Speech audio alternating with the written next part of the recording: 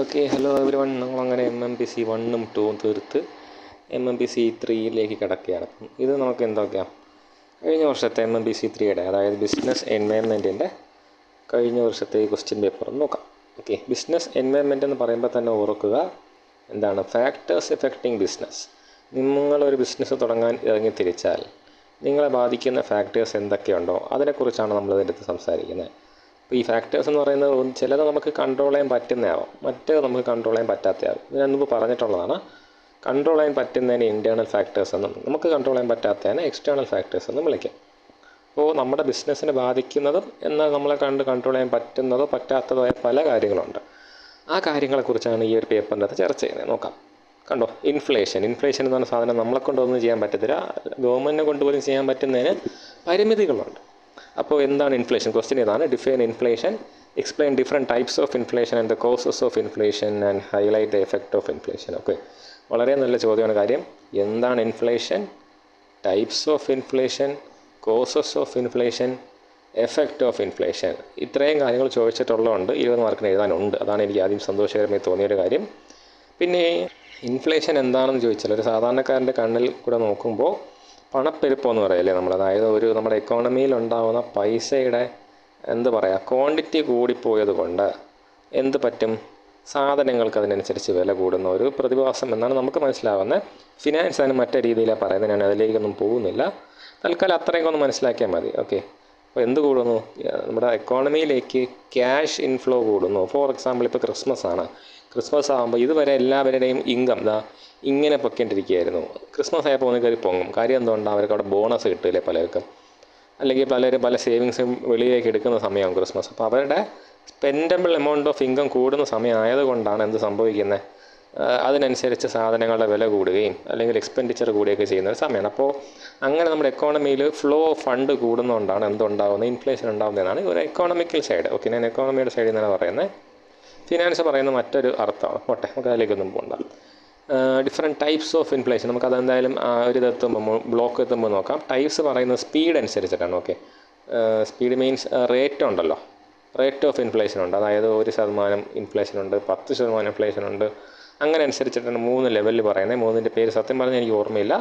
But 3 level പറയുന്നത്, ഒന്ന് ചെറിയ റേറ്റിൽ ഇൻഫ്ലേഷൻ, ഒന്ന് ഒരു മീഡിയം റേഞ്ചിൽ, ഒന്ന് വളരെ കൂടുതലുള്ള ഇൻഫ്ലേഷൻ. അതിൻ്റെ പേരുകൾ നമുക്ക് അവിടെ ബ്ലോക്ക് എത്തുമ്പോൾ നോക്കാം. ഓക്കെ, അത് വലിയ ബുദ്ധിമുട്ടുള്ള കാര്യമൊന്നുമല്ല. പിന്നെ എഫക്റ്റ് ഓഫ് ഇൻഫ്ലേഷൻ പലതുണ്ട്. എഫക്റ്റ് ഓഫ് ഇൻഫ്ലേഷൻ എന്ന് പറയുമ്പോൾ ഇൻഫ്ലേഷൻ വന്നു കഴിയുമ്പോൾ എന്ത് സംഭവിക്കും, ഇൻഫ്ലേഷൻ്റെ എഫക്റ്റായിട്ടാണ് വില കൂടുന്നതും, പിന്നെ പലതിൻ്റെ സ്കേഴ്സിറ്റി ഉണ്ടാകുന്നു, അങ്ങനെ പല കാര്യങ്ങളും ഉണ്ടാകും. നമുക്ക് നോക്കാം. എക്കോണമിക്ക് ഒരു പരിധി വരെ ഇൻഫ്ലേഷൻ നല്ലതാണെന്ന് നമുക്ക് അവിടെ പറയേണ്ടി വരും. ഓക്കെ, അപ്പോൾ അതാണ് ഇൻഫ്ലേഷൻ എന്താണ്, ഇൻഫ്ലേഷൻ്റെ ടൈപ്സ് എന്താണ്, എന്തൊക്കെ കാരണങ്ങൾ കൊണ്ടാണ് ഇൻഫ്ലേഷൻ ഉണ്ടാകുന്നത്, ഇൻഫ്ലേഷൻ്റെ എഫക്റ്റുകൾ എന്താണ്, നമുക്ക് ബ്ലോക്ക് എത്തുമ്പോൾ നല്ല ഡീറ്റെയിൽ ആയിട്ട് നോക്കാം. What do you understand by legal environment? List out the element of legal environment. നമ്മൾ വീണ്ടും ഓർമ്മിപ്പിക്കുന്നു, ബിസിനസ് എൻവയൺമെൻറ്റ് കൊണ്ട് നമ്മൾ എന്താ ഉദ്ദേശിച്ചത്, ബിസിനസ്സിനെ ബാധിക്കുന്ന ഫാക്ടേഴ്സ്. അപ്പോൾ ലീഗൽ എൻവയൺമെൻറ്റ് എന്തായിരിക്കും, ബിസിനസ്സിനെ ബാധിക്കുന്ന ലീഗൽ ഫാക്ടേഴ്സ്. ഫോർ എക്സാമ്പിൾ, എനിക്കിപ്പോൾ ഒരു മദ്യം വിൽക്കണമെന്നുണ്ടെങ്കിൽ എനിക്ക് എന്ത് വേണം, ഞാനൊരു ചായക്കട തുറക്കുന്ന ലാഘവത്തോളം എനിക്ക് മദ്യം വിൽക്കാൻ പറ്റത്തില്ല. അതിനെ റെസ്ട്രിക്റ്റ് ചെയ്യുന്ന ലോസ് ഉണ്ട് അല്ലേ. അപ്പോൾ ആ ലോ എനിക്ക് ഫോളോ ചെയ്തേ പറ്റൂ. അപ്പോൾ ഞാൻ ഇതേപോലെ ഓരോ ബിസിനസ്സിന് അതിൻ്റേതായ ലീഗൽ പരിപാടികളുണ്ട്. അതിനാണ് ലീഗൽ എൻവയൺമെൻറ്റ് കൊണ്ട് ഉദ്ദേശിക്കുന്നത്. അപ്പോൾ legal factors that affect a business, അതെന്തൊക്കെയാണെന്നുള്ളതാണ് ഇതിൻ്റെ അകത്ത് വരുന്നത്. എലമെൻറ്റ്സ് ഓഫ് ലീഗൽ ഫാക്ടേഴ്സിൻ്റെ അകത്ത് വരുന്നത് ഈ പറഞ്ഞ പോലെ ചില സാധനങ്ങൾക്ക് റെസ്ട്രിക്ഷൻസ് ഉണ്ടെന്നുള്ളതും, രജിസ്ട്രേഷൻ പലതിന് നിർബന്ധമാണെന്നുള്ളതും, പലത് റെസ്ട്രിക്റ്റഡ് ആണെന്നുള്ളതും. ഫോർ എക്സാമ്പിൾ, ആർമേഴ്സ്, ആയുധങ്ങൾ ഉണ്ടാക്കാൻ ഇന്ത്യയിൽ ഒരിക്കലും ഒരു സാധാരണക്കാരന് ഇത് കൊടുക്കത്തില്ല, പിന്നെ ലൈസൻസ് കൊടുക്കത്തില്ല. അത് നമ്മൾ എത്ര കോടി ചിലവാക്കിയാലും ശരി, ലൈസൻസ് കൊടുക്കത്തില്ല. പക്ഷേ ചില സാധനങ്ങളുണ്ട്. ഫോർ എക്സാമ്പിൾ, എനിക്ക് പടക്കം വെക്കണം. ഓക്കെ, ഈ പടക്കം ഉണ്ടാക്കി വിറ്റു, ബട്ട് എന്ത് വേണം, പ്രോപ്പർ സേഫ്റ്റി മെഷേഴ്സ് എടുക്കുന്നുണ്ടെന്ന് ഉറപ്പാക്കി ലൈസൻസ് എടുക്കണം, രജിസ്ട്രേഷൻ വേണം. വേറെ ചില കാര്യങ്ങളുണ്ട്, ഒരല്പം ഇത്രയും കോംപ്ലിക്കേഷനൊന്നും കാണത്തില്ല, ചിലതിന് ഒരുവിധം പ്രശ്നം കാണത്തില്ല. അപ്പം അങ്ങനെ ഓരോന്നിനും നിയമം എന്ന് പറയുന്ന ഒരു ഫാക്ടർ എഫക്റ്റ് ചെയ്യുന്ന പല രീതിക്കാണ്. അപ്പോൾ അതെന്തൊക്കെയാണെന്നുള്ളതാണ് list of the elements of legal environment. നമുക്ക് എന്ത് നോക്കാം, ബ്ലോക്ക് നമുക്ക് തന്നെ നോക്കാം. Then evaluate political legal environment by examining the current scenario. ഇപ്പോൾ നിലവിലുള്ള രാഷ്ട്രീയപരമായിട്ട്, പൊളിറ്റിക്കൽ എന്ന് പറയുമ്പോൾ ഗവൺമെൻറ്റിൻ്റെ ഒരു ഇൻഫ്ലുവൻസ് ആണ് ഇവിടെ ഉദ്ദേശിക്കുന്നത്. ഓക്കെ, ഒരു ബിസിനസ് തുടങ്ങുമ്പോൾ അവിടെ ഗവൺമെൻറ്റും അവർ ഇംപ്ലിമെൻ്റ് ചെയ്യുന്ന ലോയും എങ്ങനെ ഇപ്പോഴത്തെ ഒരു സാഹചര്യത്തിൽ നമ്മുടെ ബിസിനസ്സുകളെ ബാധിക്കുന്നു. സ്വന്തമായിട്ട് എഴുതാനുള്ള ഒരു സാധനമാണ്. ഒരുപാട് കഥകൾ എഴുതാൻ പറ്റുന്ന ഒരു ഏരിയയാണത്. ഓക്കെ, ഒന്ന് വാർത്തകളിലേക്കൊന്ന് തിരിഞ്ഞു പോയാൽ മതി. ഇത്ര പേര് നിയമക്കുരുക്കുകാരെ ബുദ്ധിമുട്ടുന്നു എന്നൊക്കെയുള്ള കാര്യങ്ങൾ. നമ്മുടെ MA യൂസഫ് അലി പോലും എന്താണ് കൈക്കൂലി ചോദിക്കപ്പെട്ടു എന്നാണ് പറയുന്നത്. അപ്പോൾ ഒന്ന് ആലോചിച്ച് നോക്കുക ആ ഒരു സാഹചര്യം എന്താണ്. അപ്പോൾ നമുക്ക് എഴുതാമെന്നുള്ളതേ ഉള്ളൂ. Then what are the objectives of money market? Money market എന്ന് പറയുന്നത് നമ്മുടെ ഇന്ത്യയിൽ നിന്നല്ല എവിടെ നിന്നായാലും ഫിനാൻഷ്യൽ മാർക്കറ്റുകളെ രണ്ടായിട്ട് തിരിക്കാം. ഒന്ന് ക്യാപിറ്റൽ മാർക്കറ്റും ഒന്ന് മണി മാർക്കറ്റും. മണി മാർക്കറ്റ് എന്ന് പറയുന്നത് അവിടുത്തെ ഫിനാൻഷ്യൽ ഇൻസ്ട്രുമെൻറ്റുകളുണ്ട്. ഈ ഇൻസ്ട്രുമെൻറ്റുകളെല്ലാം കാലാവധി 1 വർഷത്തിൻ്റെ താഴെ ആയിരിക്കും. ഓക്കെ, അതിനാണ് എന്തെന്ന് വിളിക്കുന്നത്? മണി മാർക്കറ്റ് എന്ന് വിളിക്കും. വളരെ ഷോർട്ട് ടേമിൻ്റെ അകത്ത് എക്സ്പയർ ആവുന്ന ഫിനാൻഷ്യൽ ഇൻസ്ട്രുമെൻറ്റുകളെയാണ് എന്തെന്ന് വിളിക്കുന്നത്? മണി മാർക്കറ്റ് ഇൻസ്ട്രുമെൻ്റ് എന്ന് വിളിക്കുന്നത്. ആ ഫിനാൻഷ്യൽ ഇൻസ്ട്രുമെൻറ്റുകൾ ട്രേഡ് ചെയ്യപ്പെടുന്ന മാർക്കറ്റിനെയാണ്, ഇമാജിനറി മാർക്കറ്റിനെയാണ് മണി മാർക്കറ്റ് എന്ന് പറയുന്നത്. അപ്പോൾ ഇവിടെ എന്താണ്, പെട്ടെന്ന് മണിയായിട്ട് കൺവേർട്ട് ചെയ്യാൻ പറ്റുന്ന സാധനങ്ങളുള്ള മാർക്കറ്റ്, അതാണ് മണി മാർക്കറ്റ്. എന്തെങ്കിലും സാധനങ്ങളല്ല, ഫിനാൻഷ്യൽ ഇൻസ്ട്രുമെൻറ്റ്സ് ആയിരിക്കണം. ഫിനാൻഷ്യൽ ഇൻസ്ട്രുമെൻറ്റ്സ് എന്ന് പറയുമ്പോൾ നമുക്ക് സാധാരണക്കാർക്കൊന്നും പെട്ടെന്ന് കണക്ട് ചെയ്യാൻ പറ്റുന്ന സാധനങ്ങളല്ല. എന്താ പറയുക, ഇപ്പോൾ കൊമേഴ്ഷ്യൽ പേപ്പർ എന്ന് പറയും. ഈ കൊമേഴ്ഷ്യൽ പേപ്പർ എന്ന് പറഞ്ഞ സാധനം ഈ ചില കമ്പനികൾ വളരെ ചുരുങ്ങിയ കാലത്തിന് വേണ്ടി ഇറക്കുന്നതാണ്. ചില ബോണ്ടുകൾ തന്നെ ഉണ്ട്. ബോണ്ട് എന്തായാലും നിങ്ങൾ കേട്ടിട്ടുണ്ടാവുമല്ലോ. ഒരു 17 ദിവസം കൊണ്ടൊക്കെ എക്സ്പയർ ആവുന്ന, അല്ലെങ്കിൽ 7 ദിവസം കൊണ്ട് എക്സ്പയർ ആവുന്ന ബോണ്ടുകളുണ്ട്. അതായത് നിങ്ങൾ വാങ്ങിച്ച് 7 ദിവസം കഴിയുമ്പോൾ അവർ ഈ പറഞ്ഞ ഒരു എമൗണ്ട് അതിൽ തരണം നമുക്ക്. അങ്ങനെയുള്ള ബോണ്ടുകളുണ്ട്. അപ്പോൾ ഇതൊക്കെ ഫിനാൻസിൻ്റെ ഒരു കാഴ്ചപ്പാടാണ്. ഞാൻ അവിടെ എത്തുമ്പം കഴിയുന്ന ഡീറ്റെയിൽഡ് ആയിട്ട് പറയാം. ഞാൻ ഫിനാൻസുകാരനായതുകൊണ്ട് എനിക്ക് അത്യാവശ്യം പറയാനുണ്ട്. ഞാൻ ഇവിടെ പറയുന്നില്ലെന്നേ ഉള്ളൂ, അവിടെ ഡീറ്റെയിൽഡ് ആയിട്ട് തന്നെ പറയാം. Then discuss instruments of money market. Money market instruments ഒരുപാടുണ്ട്. ഈ പറഞ്ഞ പോലെ കൊമേഴ്ഷ്യൽ പേപ്പേഴ്സ്, ട്രഷറി ബില്ലാണ് വളരെ ഇമ്പോർട്ടൻറ്റ്. ടി ബില്ലെന്ന് പറയും. ടി ബില്ലെന്ന് പറയുന്ന ആ ഒരു സാധനമാണ് ഗവൺമെൻറ് കൊടുക്കുന്ന ബില്ലാണ്. ഓക്കെ, ബില്ലെന്ന് വെച്ചാൽ മറ്റേ സാധനം വാങ്ങിച്ചതിൻ്റെ ബില്ലല്ല, ഒരു ഫിനാൻഷ്യൽ ഇൻസ്ട്രുമെൻ്റാണ്. നിങ്ങൾക്ക് ഗവൺമെൻറ്റിൻ്റെ ട്രഷറിയിലേക്ക് ഇൻവെസ്റ്റ് ചെയ്തിട്ട് ഇത്ര വർഷങ്ങൾക്ക് ശേഷം എമൗണ്ട് തിരിച്ചെടുത്താൽ, അല്ലെങ്കിൽ ഇത്ര പെട്ടെന്ന് വർഷങ്ങളല്ല, ഇത്ര ഡേയ്സിനകം തിരിച്ചെടുത്ത് കഴിയുമ്പോൾ ഒരു ഇത്ര %, ഒരു 10% ഇൻട്രസ്റ്റും കൂടി നിങ്ങൾക്ക് തിരിച്ച് കിട്ടും എന്നൊക്കെ പറഞ്ഞിട്ട് ഗവൺമെൻറ് പറയാറുണ്ട്. ഈ ട്രഷറി ബില്ലെന്ന് പറഞ്ഞാൽ വളരെ ഇമ്പോർട്ടൻറ്റ് സാധനമാണ്. അതും നോക്കാനായിട്ട് നമുക്ക് ഡീറ്റെയിൽ ആയിട്ട്. അപ്പോൾ ഒരുപാടുണ്ട്. ഇൻ്റർ ബാങ്ക് ലോണുകളുണ്ട്. അത് വളരെ ഇമ്പോർട്ടൻറ്റ് പരിപാടിയാണ്. ഈ ബാങ്കുകൾ അത്യാവശ്യം വരുമ്പോൾ അവരുടെ ഇടയിൽ ഒരു ലോൺ അങ്ങോട്ടും ഇങ്ങോട്ടും കൊടുക്കും. ചുരുങ്ങിയ കാലത്തിൽ ഒരു 30 ദിവസം അല്ലെങ്കിൽ 28 ദിവസത്തിനൊക്കെ ആയിരിക്കും ലോൺ കൊടുക്കുന്നത്. ബാങ്കുകൾ തമ്മിൽ ലോൺ കൊടുക്കുന്നത്. ഓക്കെ, SBI ഫെഡറൽ ബാങ്കിന് ലോൺ കൊടുക്കുന്നത് അതൊന്നും നമ്മളറിയത്തില്ല. അതൊക്കെ ഈ മണി മാർക്കറ്റ് ഇൻസ്ട്രുമെൻറ്റിനകത്ത് തന്നെയാണ്. ഓക്കെ, എത്ര രൂപ എന്നുള്ളതിന് വലിയ വിഷയമല്ല അവിടെ. ബട്ട് എന്താണ്, ഷോർട്ട് ടേം ആയിരിക്കും. അത് പെട്ടെന്ന് എക്സ്പയർ ആവുന്ന. നിങ്ങളൊരു ലോൺ എടുത്ത് 5 വർഷത്തേക്കൊക്കെ അല്ലെങ്കിൽ ടെനർ കിടക്കുന്നത്, ഇത് അത്ര ഒന്നും കാണത്തില്ല. 1 വർഷത്തിനകം തന്നെ തീരുന്ന പരിപാടിയായിരിക്കും. Okay, discuss the key players in the agriculture sectors. Explain the role of importance of agriculture market. Okay, key players of agriculture sector means knowledge നമുക്ക് എഴുതാനുള്ളതേ ഉള്ളൂ. ഓഫ് കോഴ്സ് ഫാമേഴ്സ് വരും, പിന്നെ എന്ത് വരും, മിഡിൽ മെൻ വരും. പിന്നെ ഈ മിഡിൽ മെന്നെ തന്നെ നമുക്ക് ഒരു 10-25 രീതിയിൽ ക്ലാസിഫൈ ചെയ്യാം. എങ്ങനെയാണ്? ചെറിയ മിഡിൽമെൻ, വലിയ മിഡിൽമെൻ, അതായത് സ്മോൾ സ്കെയിൽ ട്രേഡേഴ്സ് ഉണ്ട്, ലാർജ് സ്കെയിൽ ട്രേഡേഴ്സ് ഉണ്ട്, ഹോൾസെയിൽ ട്രേഡേഴ്സ് ഉണ്ട്. അങ്ങനെയൊക്കെ ഇവരെല്ലാം എന്താണ് ഈ അഗ്രികൾച്ചർ സെക്ടേഴ്സിൻ്റെ ഇമ്പോർട്ടൻറ്റ് പാർട്ടുകളാണ്. വേണമെങ്കിൽ നമുക്ക് ഗവൺമെൻറ്റിനെയും പറയാം. ഗവൺമെൻറ് വലിയൊരു ജോലി ചെയ്യുന്നുണ്ട്. എന്താണ് ഈ താങ്ങുവിലയൊക്കെ പ്രഖ്യാപിക്കുക, അങ്ങനത്തെ പല പരിപാടികളും ഗവൺമെൻറ്റിനോടുണ്ട്. അപ്പോൾ ഗവൺമെൻറ് ഓഫ് കോഴ്സ് ഒരു അഗ്രികൾച്ചർ സെക്ടറിലെ പ്ലെയറാണ്. അങ്ങനെ നമുക്ക് എഴുതാം.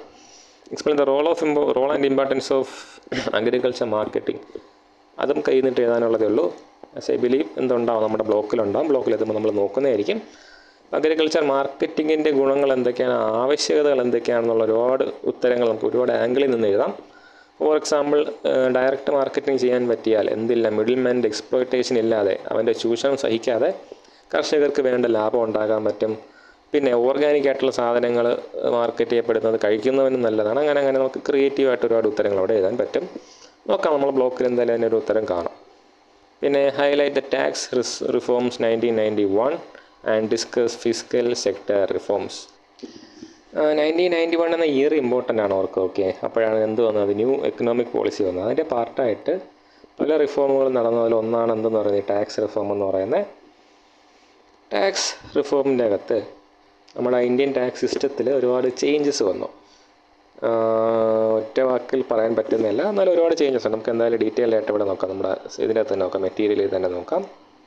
പിന്നെ ഫിസിക്കൽ സെക്ടറിൽ എന്തൊക്കെ റിഫോം നടന്നു എന്നുള്ളതാണ്. ഫിസിക്കൽ സെക്ടർ സെക്കൻഡ് എന്താണ്, നമ്മുടെ ഗവൺമെൻറ് അവരുടെ ചിലവുകളെ കുറിച്ചൊക്കെ നേരത്തെ തീരുമാനിക്കുന്ന ഒരു പോളിസീനാണ് ഫിസിക്കൽ പോളിസി എന്ന് പറയുന്നത്. അതിൻ്റെ അകത്ത് എന്തൊക്കെ ചേഞ്ച് ഉണ്ടായെന്നുള്ളതാണ്. അത് അത്യാവശ്യം പഠിച്ചാൽ മാത്രം എഴുതാൻ പറ്റുന്ന ഒരു സാധനമാണ്. കയ്യിൽ നിന്നിട്ട് എഴുതാൻ പറ്റുമെന്ന് എനിക്ക് തോന്നുന്നില്ല. അതുകൊണ്ട് നമുക്ക് മെറ്റീരിയൽ എത്തുമ്പോൾ ഡീറ്റെയിൽ ആയിട്ട് നോക്കാം. Okay, discuss the need for foreign trade and advantage and disadvantage of foreign trade. എന്താണ് ഫോറിൻ ട്രേഡിൻ്റെ അത്യാവശ്യം എന്താണ് ഫോറിൻ ട്രേഡ് എന്ന് പറയേണ്ട ആവശ്യമില്ല, എക്സ്പോർട്ട് ഇമ്പോർട്ടാണ് ഫോറിൻ ട്രേഡിൻ്റെ അത് വരുന്നത്. അതിൻ്റെ നീഡ് എന്താണ് അവിടെ, ആൻഡ് അഡ്വാൻറ്റേജസ് ആൻഡ് ഡിസഡ്വാൻറ്റേജ് എന്തൊക്കെയാണ്?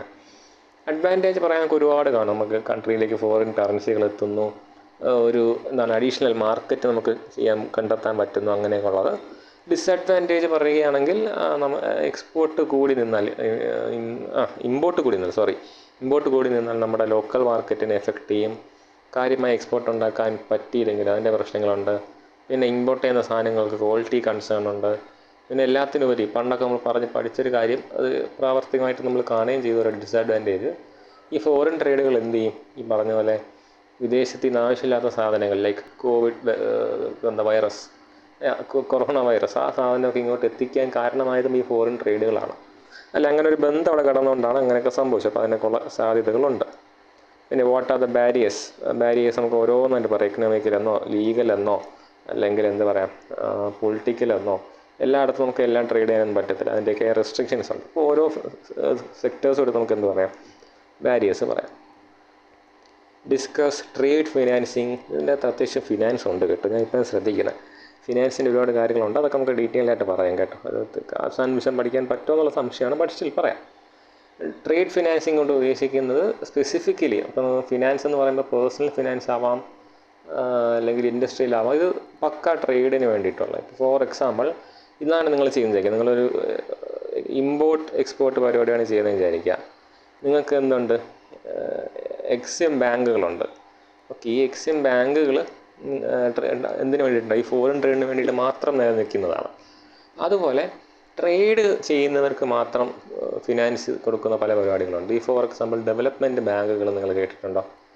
ഈ ഡെവലപ്മെൻറ്റ് ബാങ്കുകൾ ബിസിനസ്സുകാർക്ക് മാത്രം കൊടുക്കുന്നതാണ്, ലോൺ കൊടുക്കുകയും അല്ലെങ്കിൽ അവരുടെ ഡെവലപ്മെൻറ്റിന് വേണ്ടി മാത്രം ഫണ്ട് കൊടുക്കുകയും ചെയ്യുന്ന ഒരു ഇൻസ്റ്റിറ്റ്യൂഷൻസാണ്. അതുപോലെ ട്രേഡ് ചെയ്യുന്നവർക്ക് മാത്രം കിട്ടുന്ന ഒരുപാട് ഫിനാൻസിങ് ഓപ്ഷൻസ് ഉണ്ട്. ഫോർ എക്സാമ്പിൾ ലീസിങ് എന്നുണ്ട്. നമ്മൾ ഒരു സാധനം ലീസിന് എടുക്കാമെന്ന് പറയുന്നത് ട്രേഡ് ചെയ്യുന്നവർക്ക് കൊടുക്കുന്ന ഒരു ഫിനാൻസ് ഓപ്ഷനാണ്. ഇതുപോലെ ഒരുപാട് ഫിനാൻസ് ഓപ്ഷൻസ് ഉണ്ട്.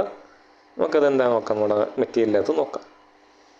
പിന്നെ write a short note on the following. Block chain, balance of ഓരോ നോക്കാം. ബ്ലോക്ക് ചെയിൻ എന്ന് പറയുന്നത് കണ്ടില്ലേ, ഒരു ലേറ്റസ്റ്റ് ടെക്നോളജിയാണ്. ഈ ടെക്നോളജിയുടെ ഉപയോഗം എന്ന് പറയുന്നത് നമുക്കിപ്പോൾ വലിയൊരു പ്രശ്നം എന്ന് പറയുന്നത് ഈ ഡേറ്റ നമ്മളെവിടെ ഒരൊറ്റയിടത്ത് സ്റ്റോർ ചെയ്ത് വെക്കാൻ പറ്റുമോ എന്നുള്ളത്, എല്ലാ ഡേറ്റയും കൂടെ. ഇപ്പോൾ ഗൂഗിളൊക്കെ തന്നെ ഈ കടലിൻ്റെ അടിയിൽ അവരുടെ സ്റ്റോറേജ് സിസ്റ്റം സെറ്റ് ചെയ്തിട്ടൊക്കെയാണ് ഡേറ്റ വയ്ക്കുന്നത്. അത്രയ്ക്ക് സ്പേസ് ഇല്ലാത്തൊരവസ്ഥയാണ്. അപ്പോൾ ഇതിനൊരു പരിഹാരമാണ് ഈ ബ്ലോക്ക് ചെയിൻ എന്ന് പറയുന്നത്. എല്ലാ ഡേറ്റയും കൂടെ ഒരൊറ്റ കുട്ടൊക്കെ ഇട്ട് വയ്ക്കാതെ സ്മോൾ പാർട്ടുകളാക്കി പലയിടത്തും നമ്മൾ ഡേറ്റയെ സ്റ്റോർ ചെയ്യുന്നു. ഈ പാർട്ടുകൾ തമ്മിൽ കാണും, ഒരു കണക്ഷൻ കാണാം. ഇതിനാണ് ബ്ലോക്ക് ചെയിൻ സിസ്റ്റം എന്ന് പറയുന്നത്. ഈ ഓരോ സ്മോൾ പാർട്ട് ഓഫ് ഡേറ്റേനെയാണ് ബ്ലോക്കുകൾ എന്ന് വിളിക്കുന്നത്. ഇവർക്കിടയിലുള്ള കണക്ഷനാണ് എന്തെന്ന് വിളിക്കുന്നത്, ചെയിൻ എന്ന് വിളിക്കുന്നത്. ഒരു ഉദാഹരണം പറയുകയാണെങ്കിൽ, ഞാൻ എന്ത് ചെയ്യാണ്, ഞാൻ എയ്റോപ്ലെയിൻ കയറിയിട്ട് വേറെ ഏതോ രാജ്യത്തിലേക്ക് പോവുകയാണ്. ഓക്കെ, ഞാൻ എയ്റോപ്ലെയിനിൽ കയറുന്നു, വേറെ ഏതോ രാജ്യത്തിലേക്ക് പോകുന്നു. ഒരു വ്യക്തി കയ്യിൽ വച്ചിരിക്കുന്ന ബാഗേജിന് 35 കിലോ എന്നൊരു ലിമിറ്റുണ്ട്. ഓക്കെ, അപ്പോൾ എനിക്ക് പക്ഷേ എനിക്ക് ഒരു 70 കിലോ കൊണ്ടുപോയേ പറ്റൂ. അല്ലെങ്കിൽ പോട്ടെ, എനിക്കൊരു 105 കിലോ ഉറപ്പായിട്ടും കൊണ്ടുപോകണം. എനിക്ക് എന്ത് ചെയ്യാൻ പറ്റും, ഈ 105 കിലോ ഞാൻ ഒറ്റയ്ക്ക് കൊണ്ടുപോകാൻ ശ്രമിക്കാതെ 3 പേരുടെ ഇടയിലായിട്ട് ഏൽപ്പിക്കാം. നമ്മൾ 3 പേരും പോകുന്ന 3 സ്ഥലത്തേക്കോ അല്ലെങ്കിൽ 3 ഇൻഡിവിജ്വൽ വ്യക്തികളായിട്ടായിരിക്കാം. പക്ഷേ 35 കിലോ വീതം 3 പേര് കൊണ്ടുപോയാൽ നമ്മൾ സാധനം കൊണ്ടുപോയെന്നുമായി.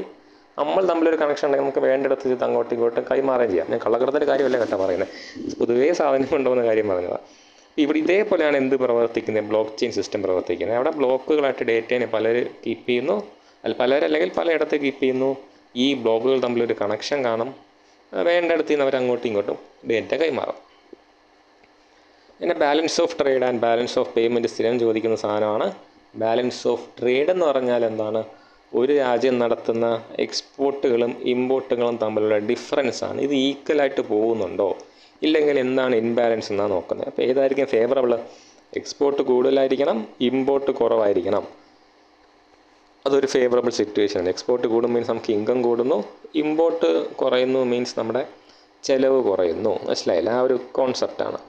ബാലൻസ് ഓഫ് പേയ്മെൻ്റ് എന്ന് പറയുമ്പോൾ നമുക്ക് ഒരു രാജ്യത്തിന് പുറത്തുനിന്ന് കിട്ടുന്ന എല്ലാ ക്യാഷ് ഇൻഫ്ലോയും എല്ലാ ക്യാഷ് ഔട്ട്ഫ്ലോയും തമ്മിലുള്ള ഒരു ബാലൻസാണ് നോക്കുന്നത്. അപ്പോൾ ഈ എക്സ്പോർട്ട് ഇമ്പോർട്ട് അല്ലാതെ നമുക്ക് എന്തുണ്ടാവും, നമുക്ക് ചിലപ്പോൾ വേൾഡ് ബാങ്കിൽ നിന്നൊരു ധനസഹായം കിട്ടുന്നുണ്ടാവും, ഇല്ലെങ്കിൽ മറ്റേതെങ്കിലും കൺട്രി നമുക്ക് എന്തെങ്കിലും പണം ഇങ്ങോട്ട് തരുന്നുണ്ടാവും, ഇല്ലെങ്കിൽ ഇപ്പോൾ നമ്മുടെ ഇന്ത്യ നേപ്പാളിനെ സഹായിക്കാൻ പോകും, നമുക്ക് അങ്ങോട്ട് ക്യാഷ് ഔട്ട്ഫ്ലോ ഉണ്ട്. അത് എന്തല്ല നമുക്ക് തിരിച്ച് കിട്ടുന്ന പൈസയല്ല, പക്ഷേ സെയിം ടൈം നമ്മുടെ കൺട്രിയുടെ ക്യാഷ് ഔട്ട്ഫ്ലോ ആണ്. മനസ്സിലായില്ലേ? അപ്പോൾ അതുപോലുള്ള ചിലവുകളും ഈ പറഞ്ഞ പോലെ വരവുകളും ഉണ്ട്. അപ്പോൾ ഈ എക്സ്പോർട്ട് ഇമ്പോർട്ട് കൂടാതെയുള്ള എല്ലാം ഒറ്റ വാക്കിൽ അതാണ് പറയുന്നത്, ഒരു രാജ്യത്തിന് വരുന്ന എല്ലാ ക്യാഷ് ഇൻഫ്ലോയും ക്യാഷ് ഔട്ട്ഫ്ലോയും നോക്കുമ്പോൾ എന്താണ്, ബാലൻസ് ഓഫ് പേയ്മെൻ്റ് ആണ്. എന്നാൽ എക്സ്പോർട്ട് ഇമ്പോർട്ട് മാത്രം നോക്കുമ്പോൾ എന്താണത്, ബാലൻസ് ഓഫ് ട്രേഡാണ്. ഓക്കെ, ഇനി ആത്മനിർഭർ ഭാരത് എന്ന് പറഞ്ഞാൽ ഗവൺമെൻറ് ഓഫ് ഇന്ത്യ കൊണ്ടുവന്ന സ്കീമാണ്. പേര് പറയുന്ന പോലെ നമ്മൾ സെൽഫ് റിലയൻ്റ് ആക്കി എടുക്കുക. അവരുടെ കയ്യിൽ എന്തുണ്ട്, ഒരു ലിസ്റ്റുണ്ട്. നമ്മൾ എന്തൊക്കെ കാര്യങ്ങളാണ് മറ്റ് രാജ്യങ്ങളെ ആശ്രയിക്കുന്നത്, ആ ലിസ്റ്റിൽ ഓരോന്നായിട്ട് നമ്മൾ കട്ട് ചെയ്തുകൊണ്ടിരിക്കുകയാണ്. ഇനി ഈ സാധനത്തിന് നമ്മൾ വേറൊരു രാജ്യത്തിനെ ആശ്രയിക്കാൻ പാടില്ല, നമുക്ക് സ്വന്തമായിട്ട് ചെയ്യണം. അങ്ങനെ നമ്മൾ എന്ത് ചെയ്യണം, സെൽഫ് റിലയൻസ് ഉറപ്പാക്കിക്കൊണ്ടിരിക്കുന്ന ഒരു സ്കീമാണ് ആത്മനിർഭർ ഭാരത് എന്ന് പറയുന്നത്. ഫൈനലി ഇൻഡസ്ട്രിയൽ ലൈസൻസിങ് പോളിസിയാണ് 1991 തന്നെയാണെന്നാണ് എൻ്റെയും വിശ്വാസം. എന്ത് പറഞ്ഞത്, ചില കാര്യങ്ങൾക്കും പണ്ട് ഇതിനു മുമ്പ് ലൈസൻസ് രാജ്യം എന്നൊക്കെ പറഞ്ഞിട്ട് കുറേ വിഷയങ്ങളുണ്ടായിരുന്നു. എന്തിനും ഏതിനും ലൈസൻസ് വേണമെന്നുള്ളൊരു അവസ്ഥ ഉണ്ടായിരുന്നു. അവിടെ നിന്ന് വളരെ ചുരുക്കം കാര്യങ്ങൾ മാത്രം ലൈസൻസ് മതി. ഫോർ എക്സാമ്പിൾ ഈ പറഞ്ഞ പോലെ പടക്കം, മദ്യം ഇതൊക്കെ വിൽക്കുന്നതിന് മാത്രം ലൈസൻസ് എടുത്താൽ മതി. മറ്റ് ബിസിനസ്സുകൾക്ക് ഈ ലൈസൻസ് റെസ്ട്രിക്ഷൻസ് ഒന്നും ഇല്ലയെന്ന് വന്നത് ഇൻഡസ്ട്രിയൽ ലൈസൻസിങ് പോളിസിക്കകത്താണ്.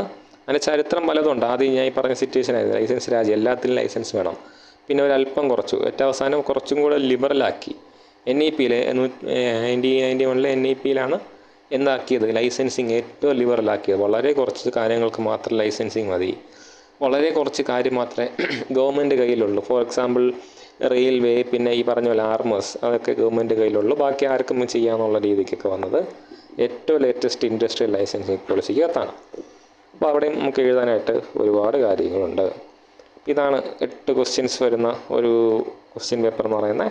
നമുക്കിനി വരുന്ന വീഡിയോയിൽ എന്തൊക്കെ ഓരോ ബ്ലോക്കായിട്ട് നോക്കാം. എനിക്ക് തോന്നുന്നു ഫിനാൻസിന് അത്യാവശ്യം ഇമ്പോർട്ടൻസ് ഉള്ളതാണ്. അപ്പം കുറച്ച് കണ്ടൻറ് ഉണ്ടാവും. ഈ ക്വസ്റ്റ്യൻ കണ്ടിട്ട് എനിക്ക് എങ്ങനെയാണ് തോന്നിയത്, വെറുതെ കഥയും തള്ളൊക്കെ എഴുതി വയ്ക്കാതെ എഴുതാൻ കണ്ടൻറ് കിട്ടുമെന്ന് പ്രതീക്ഷിക്കുന്നു. Okay, thank you.